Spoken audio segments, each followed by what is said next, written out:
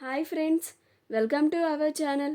Brahmamudi serial next ఎపిసోడ్లో ఏం జరగబోతోందో ఈ వీడియోలో చూసి తెలుసుకుందాం. కావ్యని నీ మాటలు నేను నమ్మను అన్న అపర్ణ అసలేం జరిగింది అని తెలుసుకోవడానికి ఈ వీడియోని స్కిప్ చేయకుండా ఎండ్ వరకు చూసేయండి.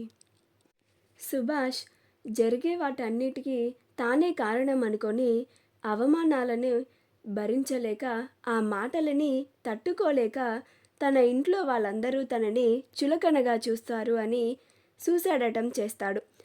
అప్పుడు రాజ్ కావ్యలు ఇద్దరు వచ్చి ఆపుతారు. కాసేపు ఆగిన తరువాత డాక్టర్ గారు సుభాష్కి ట్రీట్మెంట్ చేసి ఇంకొకసారి ఇలాగ చేయకండి సార్ అని చెప్పి వెళ్ళిపోతారు. అప్పుడు రాజ్ సుభాష్తో ఇలా మాట్లాడుతూ ఉంటాడు. ఏంటి డాడ్, మీరు కూడా ఇలా చేస్తే ఎలాగా? అమ్మ ఎలాంటి పరిస్థితుల్లో ఉందో మీకు తెలుసు కదా, మీకేమన్నా అయితే అమ్మ బ్రతుకుతుంది అనుకున్నారా అని అంటాడు. అప్పుడు సుభాష్, నా వల్లే కదరా మీ అమ్మ ఈరోజు ఇలాంటి పరిస్థితుల్లో ఉంది, అలాంటి నేను బతకకూడదు.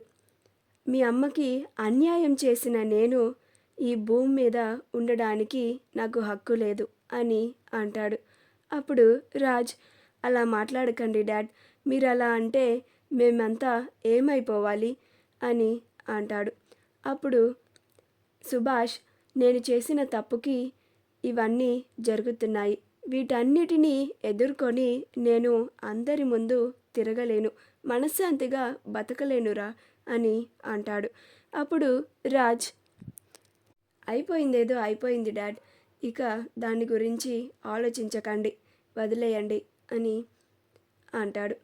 అప్పుడు సుభాష్, మీ అమ్మ నన్ను ఈ జీవితంలో క్షమిస్తుందా అని బాధపడుతూ ఉంటాడు.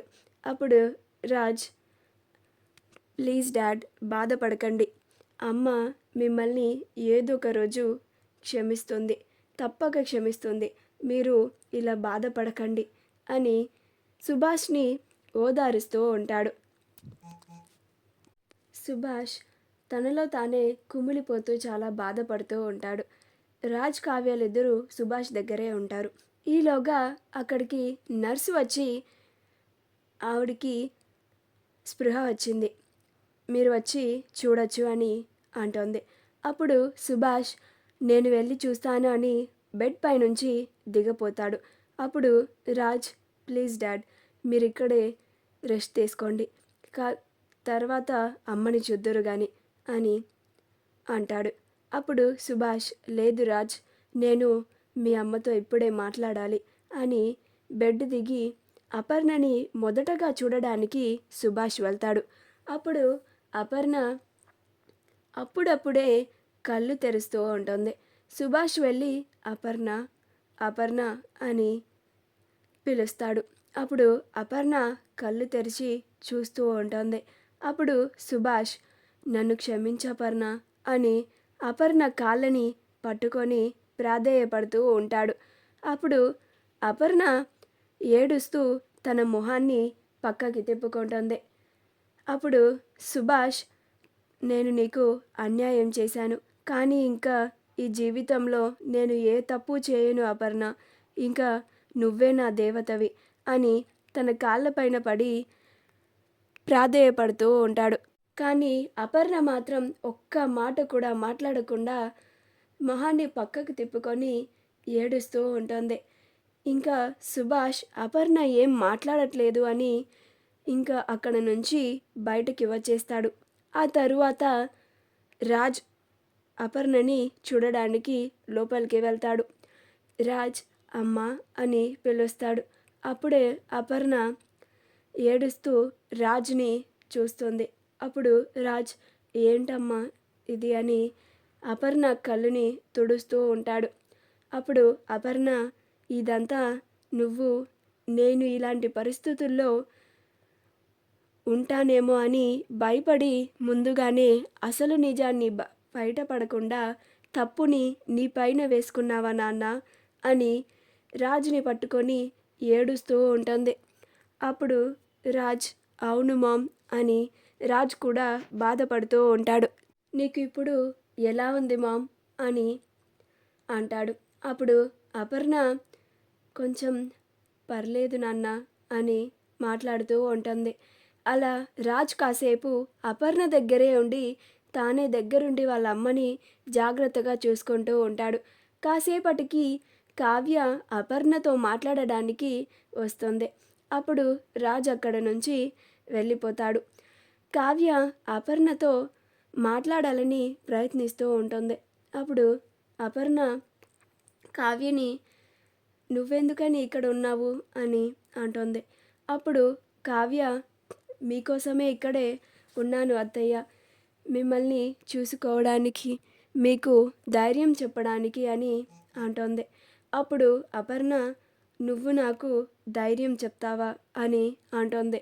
అప్పుడు కావ్య అవునత్తయ్య, ఈ విషయంలో ఇంట్లో నేనొక్కదాన్నే మీకు ధైర్యాన్ని చెప్పగలను అని అంటుంది. అప్పుడు అపర్ణ నువ్వేం చెప్పినా నేను వినను, నీ మాటలని నేను అస్సలు నమ్మను అని అంటోంది.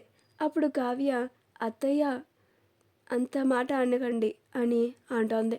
అప్పుడు అపర్ణ నేను నిన్ను అస్సలు నమ్మను, ఇంకా నీ మాటలని నేనెందుకు వింటాననుకున్నావు అని అంటోంది. అప్పుడు కావ్య అపర్ణ పరిస్థితిని చూసి అలాగే అత్తయ్య, మీరు నా మాటలు వినకండి అని అక్కడ నుంచి వెళ్ళిపోయే ముందు మీ ఆరోగ్యం జాగ్రత్త అత్తయ్య అని చెప్పి బయటకి వచ్చేస్తుంది. బయటకి రాగానే సుభాష్ మీ అత్తయ్య ఏమంటుందమ్మా అని అడుగుతాడు. అప్పుడు కావ్య ఆవిడ మొండి పట్టి కూర్చున్నారు మావయ్య, ఆవిడ ఏం చెప్పినా వినే పరిస్థితుల్లో లేరు అని అంటోంది. అప్పుడు సుభాష్ మీ అత్తయ్యకి మొండితనం ఎక్కువే కదా ముందు నుంచి, ఆవిడ అంతే, ఆవిడ మొదటి నుంచి ఆవిడ మనస్తత్వమే అంత అని అంటాడు. అప్పుడు కావ్య అవును మావయ్య గారు, నేను ఎంత సర్ది చెప్పాలని ప్రయత్నించినా ఆవిడ అస్సలు నా మాటలని వినడమే లేదు. నేను ఆవిడకి ఎంత ధైర్యాన్ని చెప్దామని చూసినా కానీ ఆవిడ అస్సలు నా మాటలు విననే అని కరాఖండిగా చెప్పేశారు అని అంటోంది. అప్పుడు సుభాష్ నేను వెళ్ళినప్పుడు కనీసం నా మొహం కూడా చూడడానికి ఇష్టపడలేదమ్మా మీ అత్తయ్య అని బాధపడుతూ ఉంటాడు. అప్పుడు రాజ్ ఏంటి డాడీది చిన్నపిల్లాడిలాగా, అమ్మ మీతో ఎప్పటిలానే మాట్లాడుతుంది, మీరిలా బాధపడకండి, మీరిలాగా బాధపడుతుంటే నేను చూడలేకపోతున్నాను అని అంటాడు. మా వీడియో కనుక మీకు నచ్చినట్లయితే లైక్ చేయండి, షేర్ చేయండి, మా ఛానల్ని సబ్స్క్రైబ్ చేసుకోండి, పక్కనే ఉన్న బెల్ ఐకాన్ని క్లిక్ చేయడం మాత్రం మర్చిపోకండి.